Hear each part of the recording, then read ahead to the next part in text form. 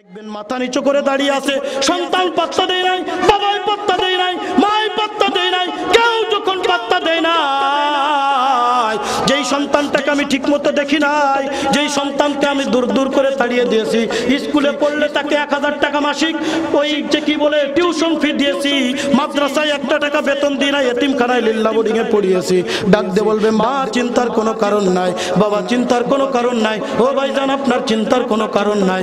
আল্লাহ পাক রব্বুল আলামিন আজকে কিয়ামতের ময়দানে আমাকে স্পেশাল পাওয়ার দিয়ে দিয়েছে, এই স্পেশাল পাওয়ারে আমি 10 জনকে জান্নাতে নিয়ে যাইতে পারবো।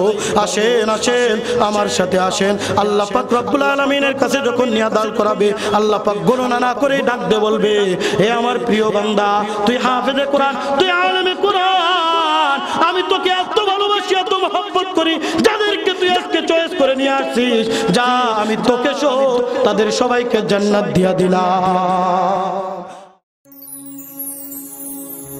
আসসালামু আলাইকুম আল কারীমে স্বাগতম।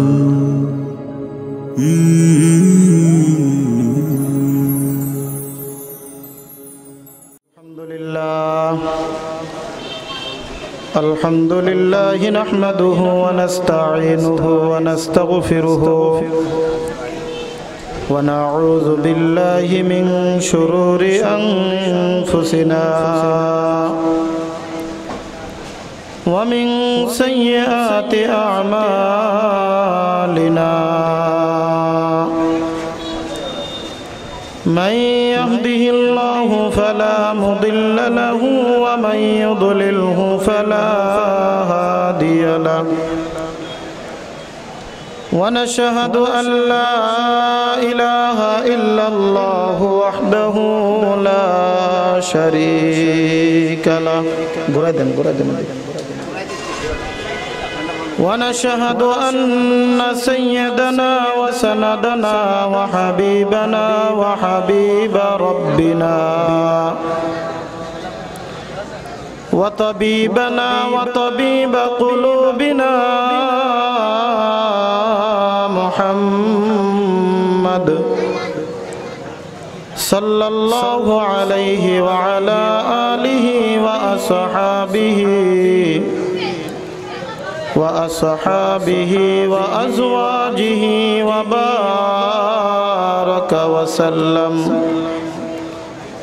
وبارك وسلم تسليما كثيرا. أما بعد فأعوذ بالله من الشيطان الرجيم. بسم الله الرحمن الرحيم. إنما المؤمنون الذين إذا ذكر الله وجلت قلوبهم وإذا تليت عليهم آياته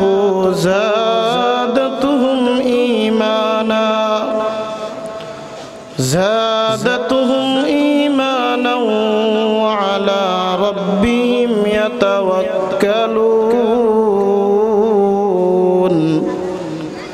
صدق الله المولانا العظيم. وعن أبي هريرة رضي الله تعالى عنه قال رسول الله صلى الله عليه وسلم: من قرأ القرآن فاستظهره فأحل حلاله وحرم حرامه أدخله الله الجنة وشفعه في 10 من أهل بيته كلهم قد وجبت له النار، أو كما قال عليهما الصلاة والسلام. وقال الشاعر في شعره مدرسہ ہے باغ جنت معلم ہے مثل گل شہد اس میں علم دن ہے طلبا ہے بلبل لا الہ الا اللہ لا الہ الا اللہ لا الہ الا اللہ মোহাব্বতের সাথে জিকির করব বাইরে যারা আছি ভিতরে চলে আসার চেষ্টা করব ইনশাআল্লাহ আওয়াজটা বাড়াই দেন আওয়াজ বাড়ান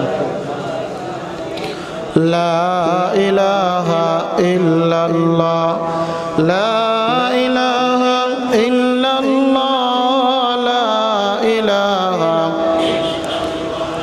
লা ইলাহা ইল্লাল্লাহ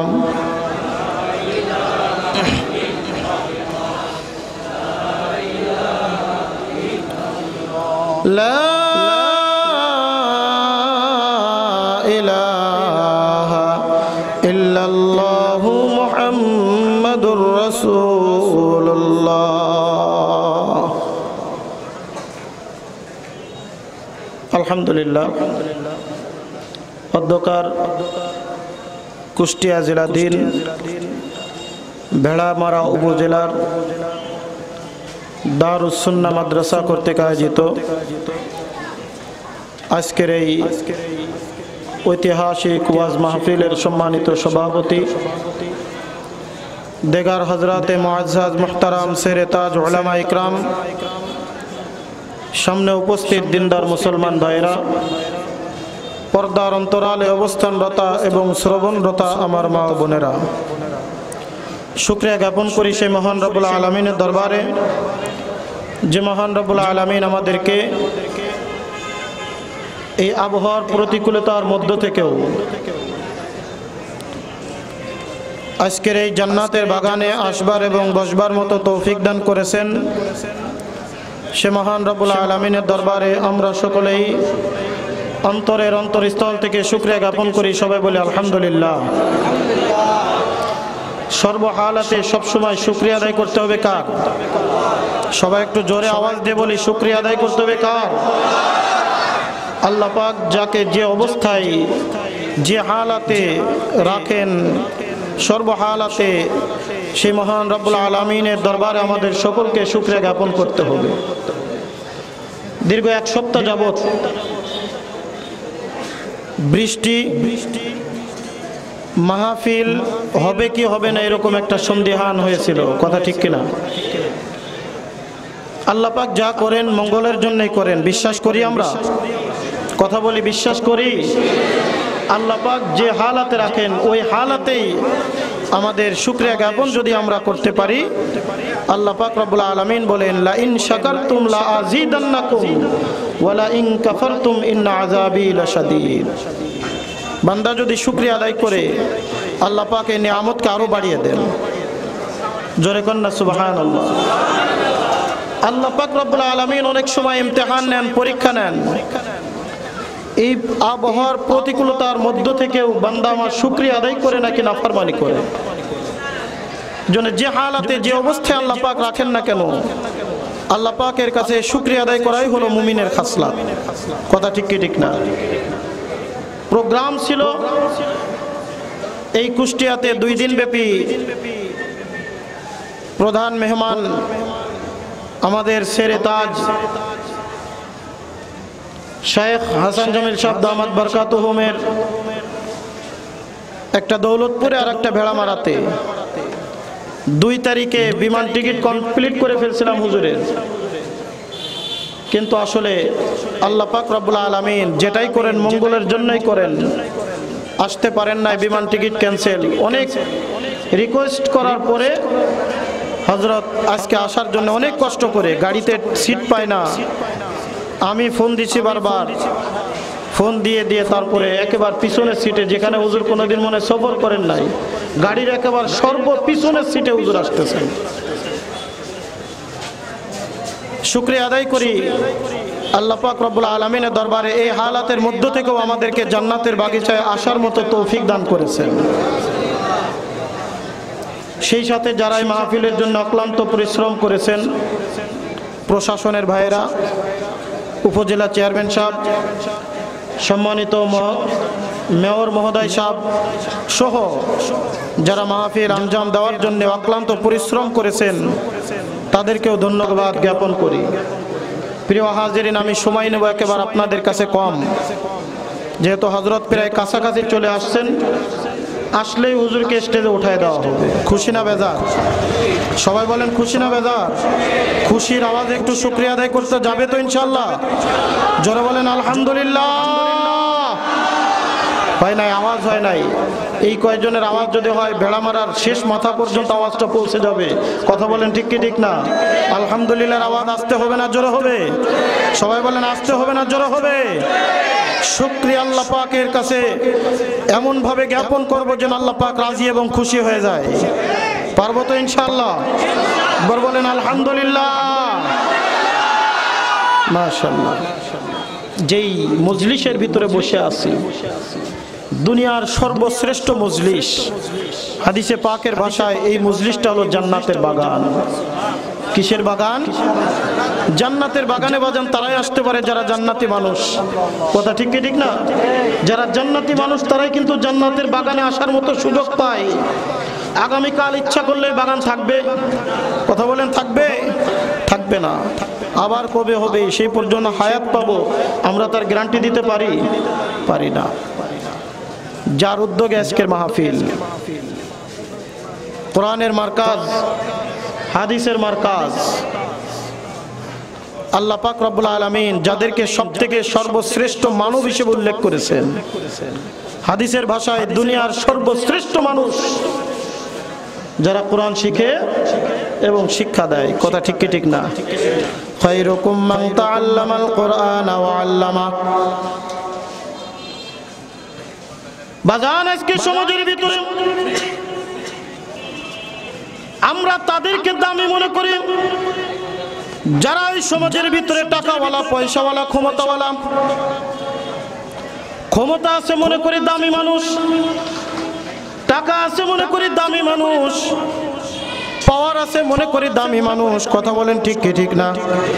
আল্লাহ রাসূল সাল্লাল্লাহু আলাইহি ওয়াসাল্লাম ডাক দিয়ে বলেন, এই পৃথিবীর ভিতরে লক্ষ কোটি মানব জাতি আল্লাহ পাক রব্বুল আলামিন সৃষ্টি করেছেন। এই লক্ষ কোটি মানবের ভিতরে যারা কোরআন শিখে এবং শিক্ষা দেয়, আল্লাহ পাক রব্বুল আলামিনের কাছে হলো তারা দামি।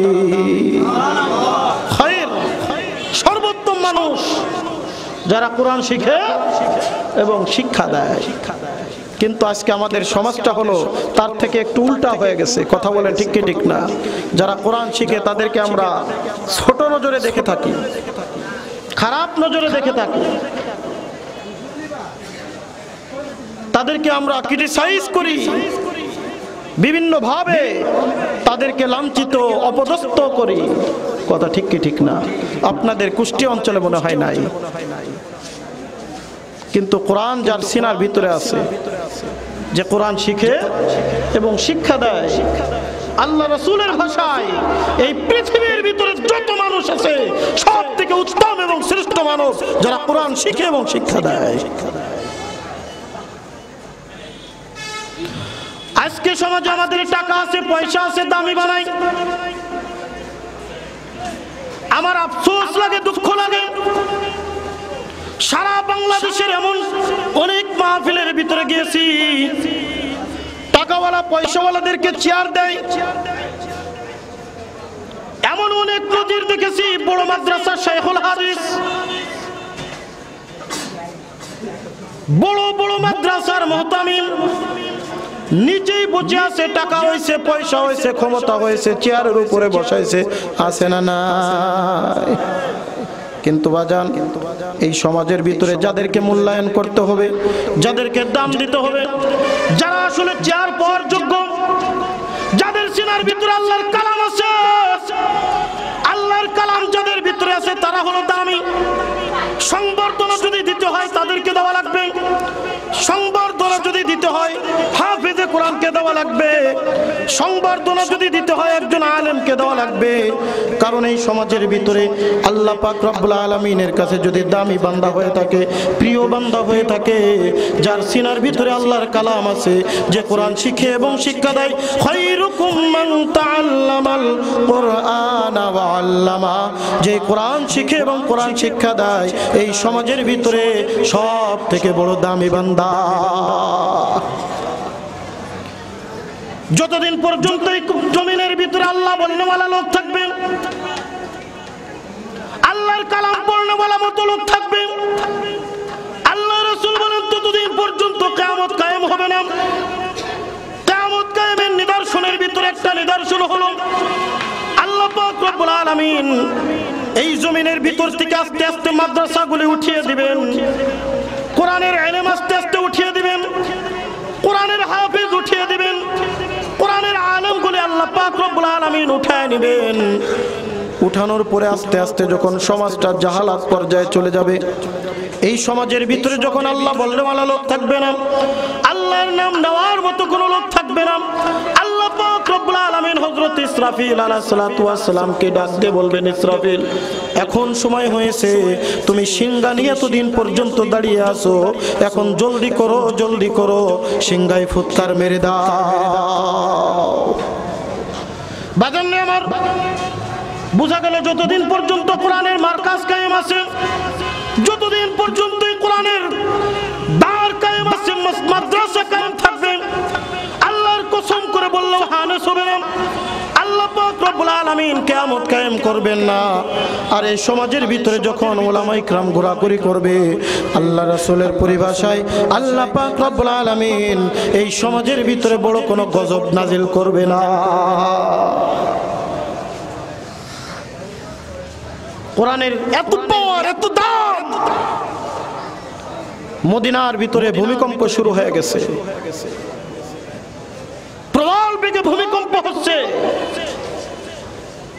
অর্ধজাহানের খলিফা, খলিফাতুল মুসলিমিন হযরত ওমর ফারুক রাদিয়াল্লাহু তাআলা আনহুর জামানা, সংবাদ যখন কানে পৌঁছেছে, হযরত ওমর ফারুক রাদিয়াল্লাহু তাআলা আনহু কোরআনকে বুকের ভিতরে নিয়ে ভূমিকম্পের স্থানে দাঁড়িয়ে বলবে, জমিন তুমি আল্লাহর সৃষ্টি, এই কোরআন আল্লাহর বাণী, কোরআন বুকের ভিতরে নিয়ে আমি ওমর হুকুম করতেছি থাম। কিতাবের ভিতরে আসছে হযরত ওমর যেদিন থেকে থাম শব্দ উল্লেখ করে হাতের লাঠিটা মাটির উপরে আঘাত করছে, আজ পর্যন্ত মদিনার বুকে আর কোনোদিন ভূমিকম্প হয় নাই। প্রিয় হাজিরিন বন্ধুগণ, কোরআন আল্লাহর কাছে বড় দামি কিতাব। দুনিয়ার ভিতরে আল্লাহ পাক রব্বুল আলামিন একখানা দুইখানা নাই, 114 খানা সহিফা নাজিল করেছেন। বড় বড় 4খানা কিতাব আল্লাহ পাক রব্বুল আলামিন 4 জন নবীর উপরে নাজিল করেছেন। তার ভিতরে সর্বশ্রেষ্ঠ, সর্বোত্তম, সরবারে কায়নাত ও জাহানের বাদশা জনাবে মুহাম্মদুর রাসূলুল্লাহ সাল্লাল্লাহু আলাইহি ওয়াসাল্লামের উপরে নাজিল করে কোরআনুল কারীমের শুরুতেই আল্লাহ পাক রব্বুল আলামিন চ্যালেঞ্জ স্বরূপ, একেবারে কনফিডেন্স স্বরূপ আল্লাহ পাক রব্বুল আলামিন সূরাতুল বাকারার শুরুতেই আল্লাহ পাক রব্বুল আলামিন ডাক দিয়ে বলেন, আলিফ লাম মিম যালিকাল কিতাবু লা রাইবা ফীহি। আল্লাহ পাক কুরআনুল কারীমের শুরুতে ঘোষণা করে দিলেন, হে আরব জাতি, বন্ধুগণ আমার, এক এক সময় এক এক নবীর আমলে এক এক জাতির উপরে যখন নবী আলাইহিস সালাতু ওয়াস সালাম গণ এসেছেন, ওই জামানার ভিতরে এক একটা জিনিস প্রসিদ্ধ ছিল। হযরত মুসা কালিমুল্লাহ আলাইহিস সালাতু ওয়াস সালাম যখন দ্বীনের দাওয়াত নিয়ে ফেরাউনের কাছে যখন যাবে, ওই সময়কার নেওয়াজ ছিল জাদুবিদ্যা। আল্লাহ পাক রব্বুল আলামিন হযরত মুসা কালিমুল্লাহ আলাইহিস সালাতু ওয়াস সালামের হাতের কাছে একটা লাঠি দিয়ে দিলেন, যেই লাঠিটা আল্লাহ পাক রব্বুল আলামিন হযরত আদম নবী আলাইহিস সালাতু ওয়াস সালামের মাধ্যমে জান্নাত থেকে এই জমিনের ভিতরে নিয়ে আসছেন। জোরে কান সুবহানাল্লাহ।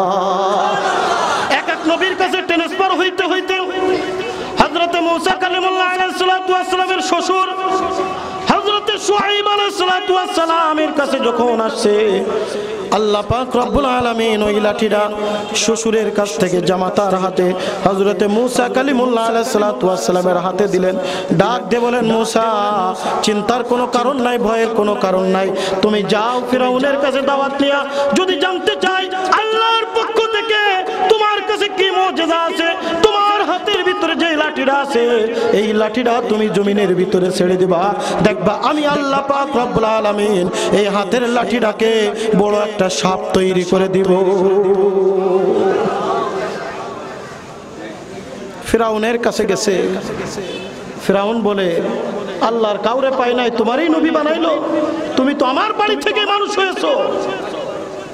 আল্লাহর নবী যারা, তাদের তো একটা মুজিজা থাকে, তোমার মুজিজা কি? হযরতে মুসা কালিমুল্লাহ আলাইহিস সালাতু ওয়াস সালাম হাতের লাঠিটা ছেড়ে দিলেন, বিরাট একটা আজদাহা সাপ হয়ে গেছে। ফিরাউন খিলখিল করে হাসে। মুসা আলাইহিস সালাম বলেন, কেন হাসেন কেন?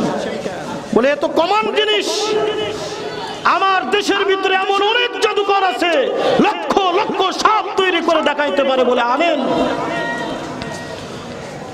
কিতাবের ভিতরে আসছেন ৭০,০০০ জাদুকরকে এক জায়গায় একত্রিত করা হলো। প্রত্যেকটা জাদুকরের হাতে এক একটা লাঠি, একটা দড়ি, একটা লাঠি, একটা রশি, বিরাট একটা মজমা কায়েম করা হলো। হযরতে মুসা কালিমুল্লাহ আলাইহিস সালাতু ওয়াস সালামকে ডাক দেওয়া হলো, বলে জলদি করে আনো। বলে কে আগে ফেলবে? বলে তোমরাই ফেলো। বাজান ৭০,০০০ জাদুকর হাতের লাঠি যখন জমিনের ভিতরে ছাড়ে, প্রত্যেকটা লাঠি বড় সাপ হয়ে যায়। বাম হাতের রশি যখন জমিনের ভিতরে ছাড়ে, সেটাও যখন সাপ হয়ে যায়। বলেন, এত সাপ যদি এক জায়গায় কোনো লোক দেখে, মনের ভিতরে ভয় লাগে কি লাগে না? কথা বলেন, লাগে কি লাগে না? হযরত মুসা কালিমুল্লাহ আলাইহিস সালাতু ওয়াস সালাম একটু ভীত হয়ে গেলেন। আল্লাহ পাক রব্বুল আলামিন ডাক দেবেন, লা তাখাফ, এ মুসা, ভয়ের কোনো কারণ নাই, তোমার হাতের লাঠিটা জমিনের ভিতরে ছেড়ে দাও। হযরত মুসা কালিমুল্লাহ আলাইহিস সালাতু ওয়াস সালাম ডাক দিয়ে বলে, রব্বুল আলামিন ৭ দুগুণে ১৪, ১,৪০,০০০ সাপ। কথা বলেন, ঠিক কি ঠিক না? ১,৪০,০০০ সাপ মাঠের ভিতরে কিলবিল করে। রব্বুল আলামিন, আমার হাতে তো মাত্র একটা লাঠি, আমি লাঠি ছাড়লে একটা মাত্র সাপ হবে। ১,৪০,০০০ মোকাবেলায় একটা সাপ দিয়ে কি হবে আমার কিচ্ছুই বুঝে আসে না। আল্লাহ পাক রব্বুল আলামিন ডাক দিয়ে বলে, মুসা রে, বুঝাবুঝি তোমার কোনো দরকার নাই, তোমার কাজ হলো হাতের লাঠিটা জমিনের ভিতরে ছেড়ে দিবা, যা খেলা দেখানোর। ওয়া মাকারু মাকারাল্লাহ ওয়াল্লাহু খায়রুল মাকিরিন।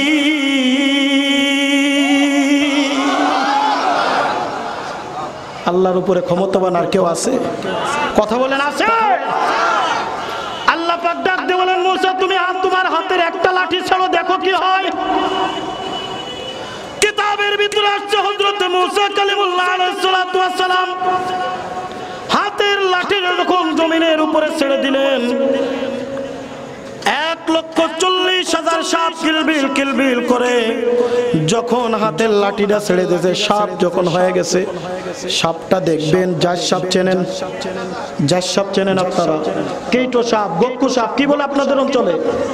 হ্যাঁ, ফনা ধরে, এটা কি? গক্কু সাপ। কতক্ষণ ঠিক কি ঠিক না? গক্কু সাপ দেখবেন ছাড়ার সাথে সাথে বিরাট করে ফনা ধরে ওঠে। হযরত মুসা কালিমুল্লাহ আলাইহিস সালাতু ওয়াস সালাম হাতের লাঠিটা যখন ১,৪০,০০০ 40,000 সাপের মোকাবেলায় যখন ছেড়ে দিলেন, যখন ফনা মেরে উঠছে, বলেন তো পুরা মজলিসের ভিতরে যদি লক্ষ লক্ষ ভেড়ার পাল, লক্ষ লক্ষ ছাগলের পাল বা হরিণের পাল থাকে, আর একটা যদি বাঘ কোনো রকমে সে একবার মাত্র হুঙ্কার ছাড়ে, লক্ষ লক্ষ হরিণ জায়গায় থাকবে না, দৌড় দিবে। কথা বলেন, সব কি একজোট হবে? আয় বলে না, নিজের জান দিয়ে পালা। হযরত মুসা কালিমুল্লাহ আলাইহিস সালাতু ওয়াস সালামের হাতের মাত্র একটা লাঠি ছেড়ে দিলে যখন সাপ ফনা ধরছে, একবার মাত্র ফুসফুস করে আওয়াজ তুলছে, 1,40,000 সাপ মাথা নিচু করে ফেলছে। জোরে কন্যা সুবহানাল্লাহ। কিতাবের ভিতরে আসছে এইবার হযরত মুসা কালিমুল্লাহ আলাইহিস সালাতু ওয়াস সালামের হাতের লাঠির সাপ এক একটা করে ওই সাপগুলিকে গিলতে শুরু করে দিছে। গিলতে গিলতে যখন প্রায় কমপ্লিট, আল্লাহ পাক রব্বুল আলামিন ডাক দিয়ে বলেন, সমস্ত জাদুকর বুঝে ফেললো এটা সাধারণ কোনো জাদু নাই, জাদু নাই। আল্লাহ পাক রব্বুল আলামিনের পক্ষ থেকে মুজিজা ছাড়া আর কিছুই হইতে পারে না। সমস্ত জাদুকর একযোগে হযরত মুসা কালিমুল্লাহ আলাইহিস সালাতু ওয়াস সালামের সামনে মাথা নত করে ডাক দিয়ে বলে, মুসা তোমাকে আমরা চিনতে পারি নাই, চিনতে পারি নাই। রব্বি মুসা ওয়া হারুন, আমানতু বিরব্বি মুসা ওয়া হারুন। জোরে বলেন আল্লাহু আকবার। সমস্ত জাদুকর হযরত মুসা কালিমুল্লাহ আলাইহিস সালাতু ওয়াস সালামকে ডাক দিয়ে বলে, এ মুসা, এ দুনিয়ার কোনো জাদু হইতে পারে না, এটা আল্লাহ পাক রব্বুল আলামিনের পক্ষ থেকে একটা কুদরত ছাড়া আর কিছুই না। হে ফিরাউন, ভালো করে শোন, যার মোকাবেলায় আমাকে নিয়ে আসছিলি, আমরা 70,000 জাদুকর একযোগে স্বীকার করে নিলাম হযরতে মুসা কালিমুল্লাহ আলাইহিস সালাতু ওয়াস সালাম আর হারুন আলাইহিস সালাতু ওয়াস সালামের রবের উপরে ঈমান আনলাম। বাজাননে আমার, ঠিক আল্লাহ রাসূল সাল্লাল্লাহু আলাইহি ওয়াসাল্লাম যখন নবুয়তি পাইলেন, আরবের বুকে তখন সাহিত্য চর্চা চলতো। আল্লাহ পাক রব্বুল আলামিন আল্লাহ রাসূলের উপরে সাহিত্য ভরা, ফাসাহাত বালাগাত ভরা কোরআনুল কারীম নাজিল করে সমস্ত কাফেরদেরকে চ্যালেঞ্জ করে ঘোষণা করে দিলেন, হে কাফিররা ভালো করে শোন, তোমরাও তো সাহিত্যবিদ, তোমরাও তো ফসিহ, তোমরাও তো বালিগ, তোমরাও তো সাহিত্যের চর্চা করো, তোমরাও তো শের আবৃত্তি করো, তোমরাও তো কবিতা আবৃত্তি করো। আমি আমার রাসূলের উপরে কোরআনুল কারীম নাজিল করে কোরআনের শুরুতে আমি ঘোষণা করে দিলাম, যালিকাল কিতাবুল লা রাইবা ফীহি। এই কোরআনের ভিতরে কোনো সন্দেহ নাই, সন্দেহের কোনো অবকাশ নাই। বাজানরে আমার, শুধু তাই নয়, আল্লাহ পাক রব্বুল আলামিন আবার চ্যালেঞ্জ ঘোষণা করে দিলেন, ওয়া ইন কুনতুম ফি রাইবিম মিম্মা নাযালনা আলা আবদিনা ফাতু বিসূরাতিম মিন মিসলিহি ওয়াদউ শুহাদাআকুম মিন দুনিল্লাহি ইন কুনতুম সাদিকিন। বলে আমি শুধু বললামই না যে কোরআনের ভিতরে সন্দেহ নাই, সন্দেহের কোনো অবকাশ নাই। হে মক্কার কাফিররা, তোমাদেরকে চ্যালেঞ্জ ঘোষণা করে দিলাম, পুরা 30 পারা কোরআন তোমাদেরকে বানায় দেখানো লাগবে না, বরং এই কোরআনুল কারীমের ভিতরে ছোট্ট থেকে যেই ছোট্ট সূরা আমি নাজিল করেছি, এই রকম ছোট্ট থেকে একটা ছোট্ট সূরা যদি তোমরা বলে দেখাইতে পারো, তাহলে মনে করব এটা মুহাম্মাদুর রাসূলুল্লাহ সাল্লাল্লাহু আলাইহি ওয়াসাল্লামের পক্ষ থেকে বানানো। চেষ্টা করেছে কি করে নাই? যখন চেষ্টা করেছে কি করে নাই? সমস্ত কাফিরের এক জায়গায় বসে গেছে, অ্যাকসেপ্ট চ্যালেঞ্জ। সব ফসি বলি এক জায়গায় একত্রিত করেছে। কোরআনুল কারীমের ভিতরে সবথেকে ছোট্ট সূরা কোনটা? সূরাতুল কাউসার। জোরে বলেন কোনটা? সূরাতুল কাউসার নিয়ে এবার গবেষণা শুরু করে দিয়েছে। ইন্না আ'তাইনাকাল কাউসার ফাসাল্লি লিরাব্বিকা ওয়ানহার ইন্না শানিআকা হুয়াল আবতার। জোরে বলেন আল্লাহু আকবার। সমস্ত কাফিরের একটার উপরে একটা বানায় আবার নিজেরা হাসাহাসি করেন। শেষ পর্যন্ত সমস্ত কাফিরেরা বলতে বাধ্য হয়েছে, লাইসা হাযা কালামুল বাশার, লাইসা হাযা কালামুল বাশার, ইন্না ফাসাল্লি লিরাব্বিকা ওয়ানহার ইন্না শানিআকা হুয়াল আবতার।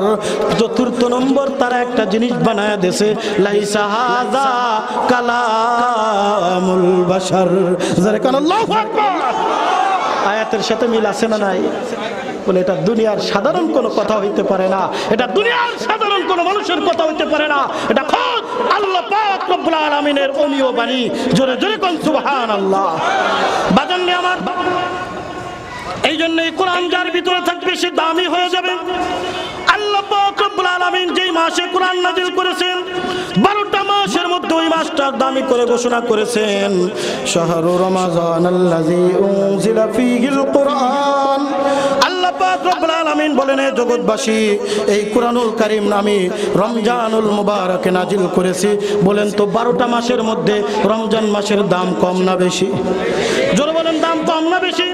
অন্য মাসের একটি ফরজ ইবাদত রমজান মাসের নফল ইবাদত সমান। কথা কোন ঠিক কি ঠিক না? অন্য মাসের 70টা ফরজ ইবাদত রমজান মাসে একটা ফরজ ইবাদতের সমান। এত দাম হওয়ার কারণ কি রে বাজান? এই মাসের ভিতরে আলাদা কি খুশুসিয়াত আছে? বলেন না না, আলাদা কোনো খুশুসিয়াত নাই, আলাদা কোনো খাস নাই। অন্য মাসে যেমন সূর্য পূর্ব দিক থেকে উঠে পশ্চিম দিকে অস্ত যায়, এই মাসেও সূর্য পূর্ব দিকে উঠে পশ্চিম দিকে অস্ত যায়। অন্য মাসে যেমন রাত হয় দিন হয়, এই মাসেও রাত দিন হয়, অন্য কোনো খুশুসিয়াত নাই। রমজানুল মুবারকের দাম একটাই কারণ, আল্লাহ রমাযানাল্লাযী উনজিলা ফীহিল কুরআন। এই রমজানুল মুবারকে আল্লাহ পাক রব্বুল আলামিন কোরআনুল কারীম নাযিল করেছেন। কোরআনুল কারীমের বরকতে, কোরআনুল কারীমের রহমতে আল্লাহ পাক রব্বুল আলামিন এই রমজান মাসকে 12টা মাসের মধ্যে শ্রেষ্ঠ মাস হিসেবে উল্লেখ করেছেন। বাজাননি আমার, রমজানের ভিতরে কখন নাযিল করেছেন? আল্লাহ পাক রব্বুল আলামিন সূরাতুল কদরের ভিতরে ঘোষণা করেন, ইন্না আনজালনাহু ফি লাইলাতিল কদর ওয়া মা আদরাকা মা লাইলাতুল কদর লাইলাতুল কদরি খায়রুম মিন আলফি শাহর। যারা কোন আল্লাহু আকবার। আল্লাহ পাক রব্বুল আলামিন বলেন, রমজানুল মুবারকের ভিতরে একটা বরকতময় রজনী আছে। এই বরকতময় রজনী কত বড় বরকত জানো?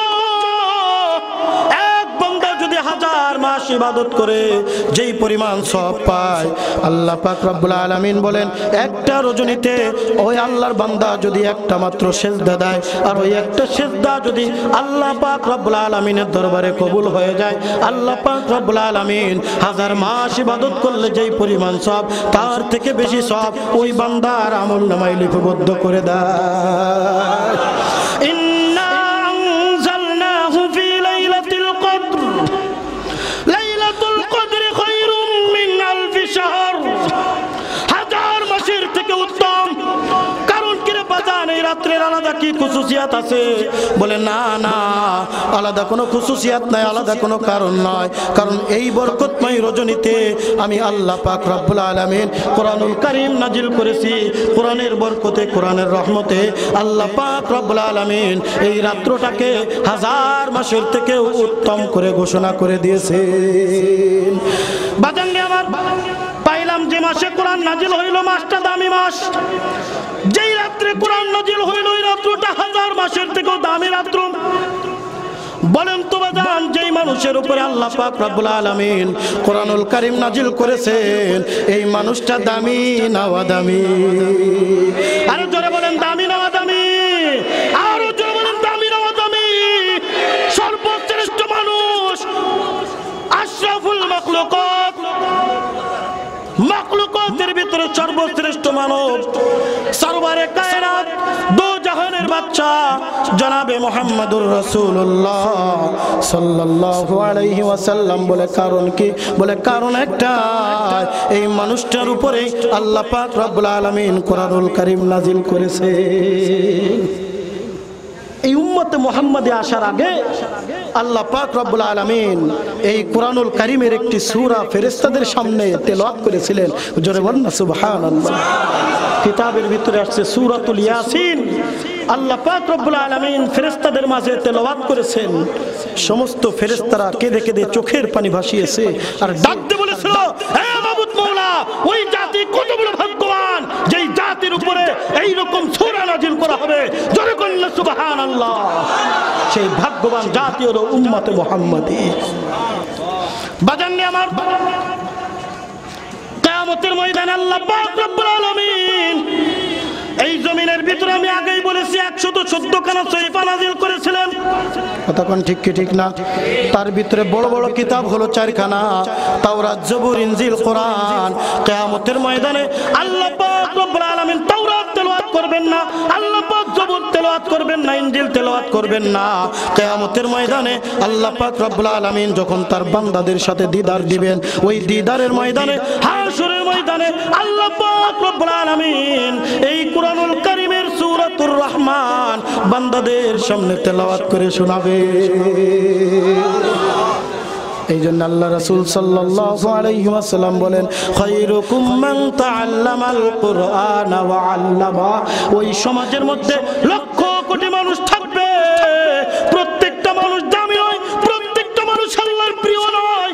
আল্লাহর প্রিয় বান্দা হলো যেই বান্দার সিনার ভিতরে কোরআন আছে, যেই বান্দা কোরআন পড়ে এবং কোরআন শিক্ষা দেয়। আল্লাহ পাক রব্বুল আলামিনের কাছে লক্ষ কোটি মানুষের মধ্যে ওই লোকটা আল্লাহর কাছে প্রিয় বান্দা। মান ক্বরাআল কুরআন ফাস্তাযহারাহু ফাআহাল্লা হালালাহু ওয়া হাররামা হারামাহু আদখালাহু আল্লাহুল জান্নাহ ওয়া শাফাআহু ফি আশরাতিন মিন আহলি বাইতিহি কুল্লুহুম ক্বাদ ওয়াজাবাত লাহুন নার। আল্লাহ পাক রব্বুল আলামিন কাল কিয়ামতের ময়দানে যখন সমস্ত নবী আলাইহিস সালাতু ওয়াস সালাম পর্যন্ত ইয়া নাফসি করতে থাকবে, বান্দা সমস্ত বান্দা বেচিন অবস্থায় পড়ে থাকবে। কেউ কারোর পরিচয় দিবে না রে বাজান। বাবা তার সন্তানের পরিচয় দিবে না, সন্তান তার মায়ের পরিচয় দিবে না, স্ত্রী তার স্বামীর পরিচয় দিবে না, স্বামী তার স্ত্রীর পরিচয় দিবে না, বন্ধু তার বন্ধুর পরিচয় দিবে না।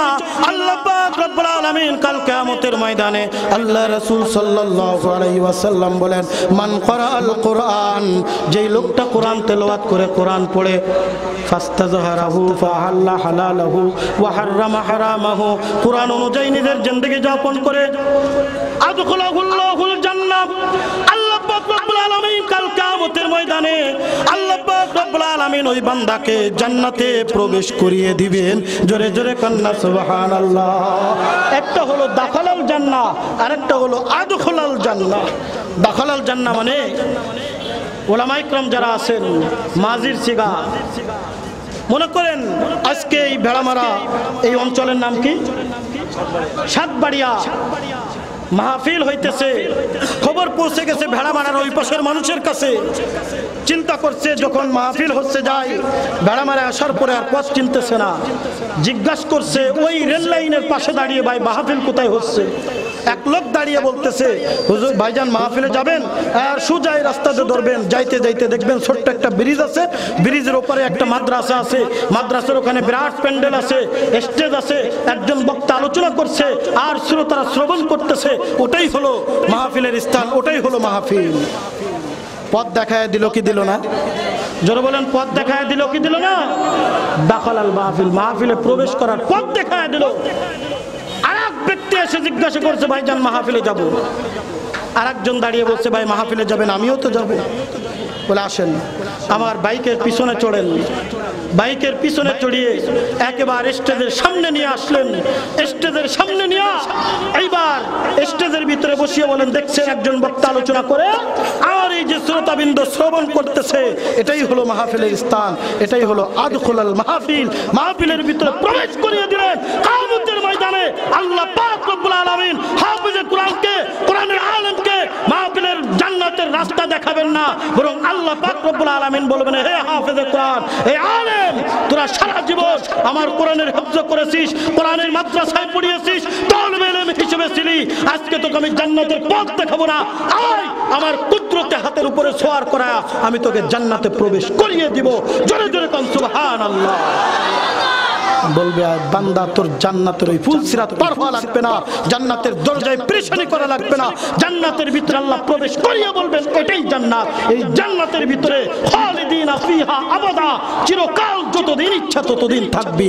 জোরে কোন সুবহানাল্লাহ।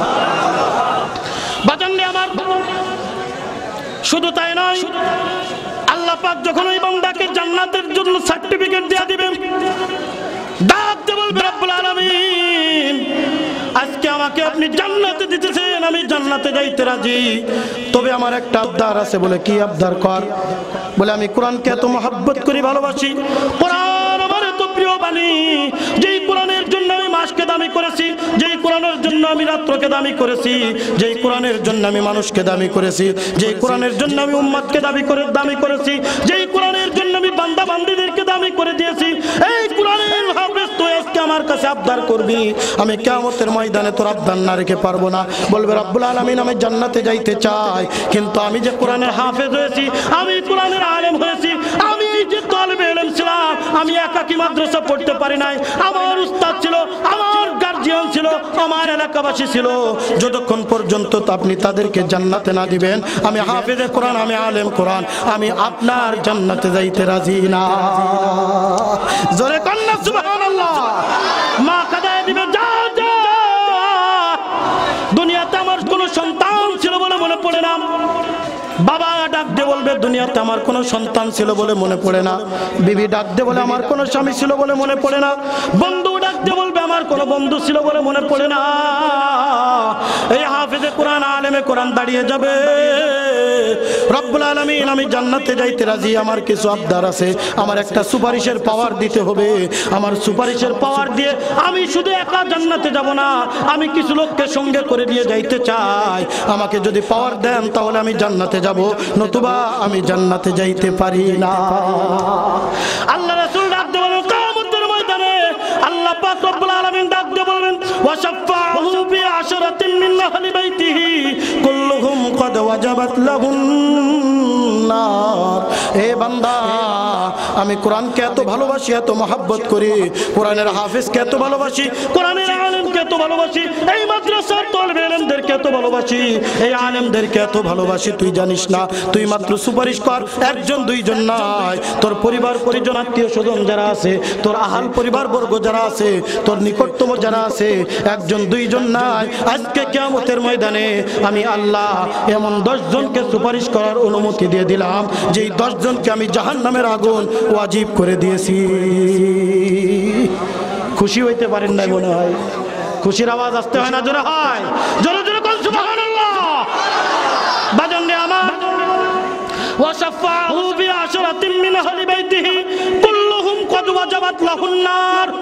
এইখানে একটা জিনিস খেয়াল করবেন, আমার পরিবারের ভিতরে, আত্মীয় স্বজনের ভিতরে, আমার পরিবার বর্গের ভিতরে যারা জান্নাতি আছে তারা তো জান্নাতে যাবেই, কিন্তু এমন 10 জন ব্যক্তিকে সুপারিশ করে আমার সামনে নিয়ে আয়, যেই 10 জন ব্যক্তিকে আমি আমলনামা বাম হাতে দিয়েছি, যারা হায় আফসোস করতেছে, যারা জাহান্নামে যাওয়ার জন্য রেডি হয়ে আছে, এমন 10 জন ব্যক্তিকে সুপারিশ করে আমার সামনে নিয়ে আয়, আমি আল্লাহ পাক রব্বুল আলামিন ওই 10 জন ব্যক্তিকে তোর সুপারিশের বদৌলতে আল্লাহ আমি জান্নাতে দিয়া দিব।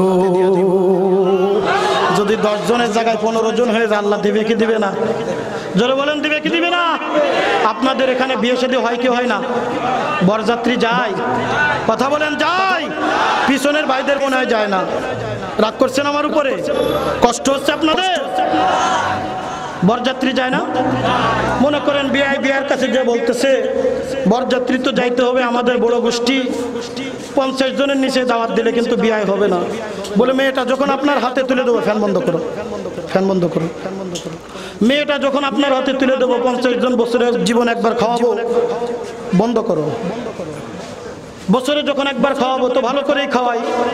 বড় গোষ্ঠী মনে করেন গ্রামে আসছে, আসার পরে দাওয়াত দিতেছে পরিবারের একজন করে, যেহেতু যদি 3-4 জন করে দেয় 100-র উপরে ছাড়িয়ে যাবে, একজন করে দাওয়াত দিতে দিতে দিতে দিতে দেখে 50 জনের জায়গায় 60 জন হয়ে গেছে।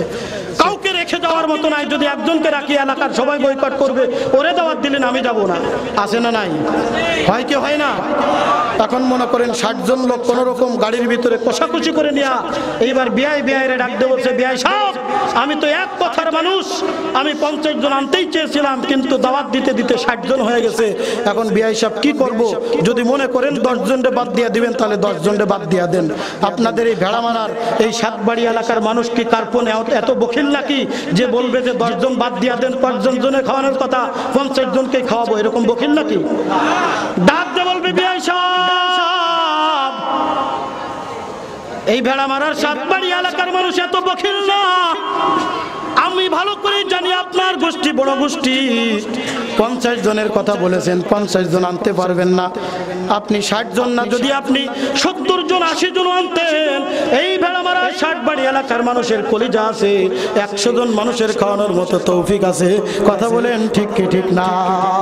আল্লাহ পাক রব্বুল আলামিন যখন অনুমতি দেয়া দিবেন, ওই হাফেজে কোরআন, ওই আলেম এক দৌড় দিয়ে কিয়ামতের ময়দানে খুঁজতে থাকবে, কই আমার বাবা, কই আমার মা, কষ্ট করে টাকা দিয়া পয়সা দিয়া আমাকে মাদ্রাসায় পড়িয়েছে, মা ডিম বিক্রি করে আমাকে টাকা দিয়া মাদ্রাসায় লেখাপড়া করিয়েছে, আছে না নাই? এ বাজার অধিকাংশ দেখা যায় এই কওমি মাদ্রাসাগুলোর ভিতরে গরিবের সন্তান বেশিরভাগ পড়ে। কথা বলেন ঠিক কি ঠিক না? অনেকের বাবা আছে ভ্যান চালায়, রিক্সা চালায়, অনেকের বাবা আছে দিন মজুরি করে, অনেকের বাড়িতে টাকা পয়সা দেওয়ার মতো কোনো ক্ষমতা নাই, ডিম বিক্রি করে কোন রকম 20 থেকে 30 টাকা মা জোগাড় করে রাখছে। সন্তান পরীক্ষা দিয়া বাড়িতে গেছে, আসার সময় মার কাছে ডাক দে, বলে মা মাদ্রাসায় যাব, যাওয়ার ভাড়াটা দেন। দেখবেন মা আঁচলের কোনায়, আঁচলের ভিতরে 30টা টাকা আছে, ওই 30টা টাকা বাহির করে দিয়া বলে, জানিস তো তোর আব্বার অবস্থা তেমন একটা ভালো না।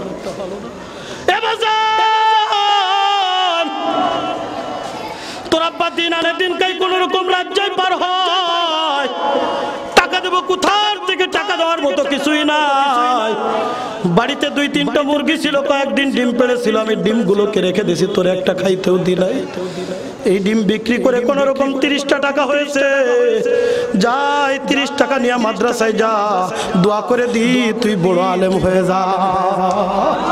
বাজানরে আমার খুঁজতে থাকবে, কোথায় আমার মা, কোথায় আমার বাবা, কোথায় আমার উস্তাদ, কোথায় ওই সাতবাড়ি এলাকার মানুষ যারা আমাকে লজিং করে লেউরিং নিয়ে লেখাপড়া করেছিল, যারা মাদ্রাসার এত সুন্দর বিল্ডিং করে দিয়েছিল, যারা মাদ্রাসার এত সুন্দর পরিবেশ করে দিয়েছিল, যেই মাদ্রাসা না হইলে আমি ঠিকমতো আলেম হইতে পারতাম না, যেই মাদ্রাসা না হইলে আমি হয়তো হাফেজে কোরআন হইতে পারতাম না। দেখবেন মাথা নিচু করে দাঁড়িয়ে আছে, সন্তান পাত্তা দেয় নাই, বাবাই পাত্তা দেয় নাই, মাই পাত্তা দেয় নাই, কেউ যখন পাত্তা দেয় না, যেই সন্তানটাকে আমি ঠিক মতো দেখি নাই, যেই সন্তানকে আমি দূর দূর করে তাড়িয়ে দিয়েছি, স্কুলে পড়লে তাকে 1000 টাকা মাসিক ওই যে কি বলে টিউশন ফি দিয়েছি, মাদ্রাসায় 1 টাকা বেতন দিই না, এতিমখানায় লিল্লা বোর্ডিং এ পড়িয়েছি, ডাক দিয়ে বলবে মা চিন্তার কোনো কারণ নাই, বাবা চিন্তার কোনো কারণ নাই, ও ভাইজান আপনার চিন্তার কোনো কারণ নাই। আল্লাহ পাক রব্বুল আলামিন আজকে কিয়ামতের ময়দানে আমাকে স্পেশাল পাওয়ার দিয়ে দিয়েছে, এই স্পেশাল পাওয়ারে আমি 10 জনকে জান্নাতে নিয়ে যাইতে পারবো।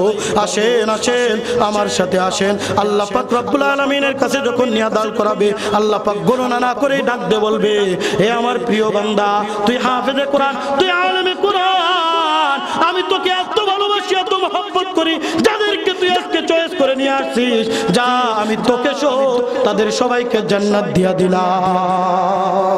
কোরআন শিখাও ছেলে মেয়েকে, ও হে মুসলমান, জান কবজের সময় তোমার হইবে রে আসান। কোরআন শিখাও ছেলে মেয়েকে, ও হে মুসলমান, জান কবজের সময় তোমার হইবে রে আসান। একটি ছেলে আলেম হলে পড়বে কোরআন মৃত্যুকালে। কতক্ষণ ঠিক কিনা বাজান আমার? আজকে আপনি দুনিয়ার থেকে বিদায় নিয়ে যে দেখেন, আপনার একটা সন্তানকে আপনি জেনারেল লাইনে লেখাপড়া করিয়েছেন, একটা সন্তানকে আপনি মাদ্রাসায় লেখাপড়া করিয়েছেন, দেখবেন এই সন্তান যখন বাড়িতে যাবে শুনবে আমার আব্বা দুনিয়ার থেকে বিদায় নিয়ে গেছে, আমার মা দুনিয়ার থেকে বিদায় দিয়ে গেছে, দেখবেন আর কোনো দেরি নাই, এক দৌড় দেওয়া অজুখানায় যে অজু করে কোরআনটা হাতের কাছে নিয়ে বাবার শিওরের পাশে দাঁড়িয়ে সূরাতুল ইয়াসিন, সূরাতুল কাহাফ, সূরাতুল ওয়াকিয়া, সূরাতুর রহমান তেলাওয়াত করা শুরু করে দিবে। আল্লাহ রাসূল ডাক দিয়ে বলেন, মরণাপন্ন অবস্থা ব্যক্তির কাছে যদি কোন সন্তান যে সূরাতুল ইয়াসিন পড়ে, মরণাপন্ন ব্যক্তির কাছে যে যদি সূরা তেলাওয়াত করে, আল্লাহ পাক পাক রব্বুল আলামিন ওই বান্দার জান কবজ করবে একেবারে সর্বনিম্ন হালাতে। যদি কোনো মৃত্যু ব্যক্তির কবরের পাশে গিয়ে সূরাতুল ইয়াসিন তেলাওয়াত করে সন্তান যখন ডাক দিয়ে বলবে রব্বির রহমহুমা কামা রব্বায়ানি সগীরা, পড়েন রব্বির রহমহুমা কামা রব্বায়ানি সগীরা। আল্লাহ পাক রব্বুল আলামিন ওই বান্দার কবরে আযাব মাফ করে সাথে সাথে ডাকতে বলবেন ওয়াবরিশু ফিরাশাল জান্নাহ, এই কবরের ভিতরে জান্নাতি পোশাক জান্নাতি বিছানা বিছায়া দে। কোরআন শিক্ষার দরকার আছে না নাই? এই মাদ্রাসার প্রয়োজন আছে না নাই? হ্যাঁ, সাতবাড়ি এলাকার মানুষ বলেন এই কোরআন শিক্ষা যতদিন থাকবে কিয়ামত হবে। কথা বলেন, কোরআন যতদিন থাকবে ততদিন পর্যন্ত আল্লাহর কিয়ামত কায়েম হবে না। যে এলাকার ভিতরে কোরআনের মাদ্রাসা থাকে আল্লাহর খাস রহমত ওই এলাকার উপরে বর্ষণ হয়ে যায়। জোরে জোরে কোন সুবহানাল্লাহ। এই জন্য কোরআনের মাদ্রাসা টিকিয়ে রাখা দরকার আছে না নাই? জোরে বলে আছে না নাই? আজকে বাজান গান বাজনার আয়োজন হইলে লক্ষ লক্ষ মানুষ দেখা যায়। চান্দা যদি কালেকশন করে বলে কিরে কেরা আসতেছে, আমাদের মাগুরা জেলায় আপনাদের কুষ্টিয়ার ওই যে রাত্রে কি গান ভাব গান হয় না? কথা বলেন, ভাব গান হয় না? রাত্রে আমাদের এলাকায় মাঝে মধ্যে ভাব গান হয়তো ছোটকালে দেখছি। আপনাদের এই কুষ্টিয়ার এক বয়াতি যাইতো পাপিয়ার নজরুল, চিনেননি কুষ্টিয়ার মানুষ?